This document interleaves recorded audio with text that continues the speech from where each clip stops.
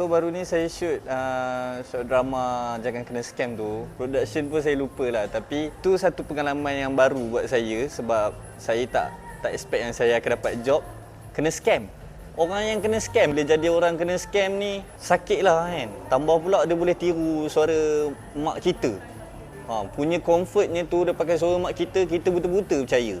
So bila saya orang kata menjiwai lah watak tu kan, memang rasa sakit lah siapa yang kena scam macam tu. Tiru suara mak kot kan. So korang yang kat luar sana tu kena alert lah sebab dunia sekarang ni makin upgrade, makin risiko juga.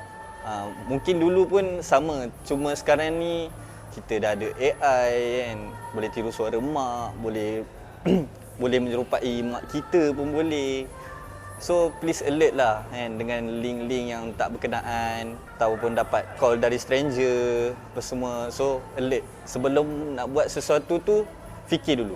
Projek baru tak ada lagi. Saya masih lagi dengan career saya iaitu content lah. Saya masih stick dengan content lah. So saya jaga periuk nasi saya kat situ je. So selebihnya itu rezeki saya.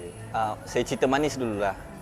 Manis dia memang seperti korang sedia maklum lah apa yang korang nampak kan. Tapi sebenarnya manis tu hanya berapa persen je.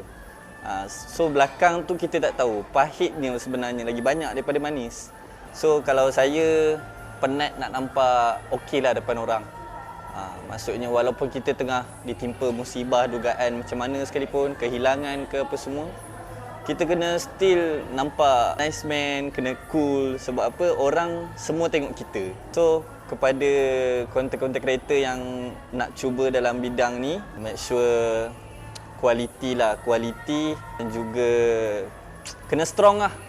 Sebab sekarang ni dunia kerja apa-apa pun semuanya mental bagi saya. Tapi part content creator ni banyak pakai mental lah. So dia lagi letih daripada kita buat kerja fizikal. Alhamdulillah baru ni saya tengok artikel tahun ni yang menerima SPM tahun lepas tu, tak silap saya 97% ke yang lulus. So alhamdulillah lah, maksudnya generasi makin, saya dapat rasakan makin improve and makin better.